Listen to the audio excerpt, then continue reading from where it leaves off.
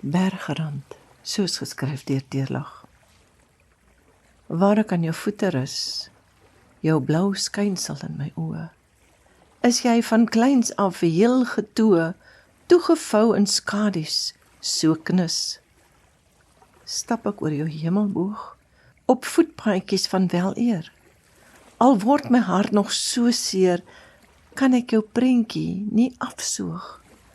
O bergrand van my hart se punt, jou lei draal nog deur my lyf, van elke spier gespanne of styf, sal ek jou ooit kan afskryf, my kind.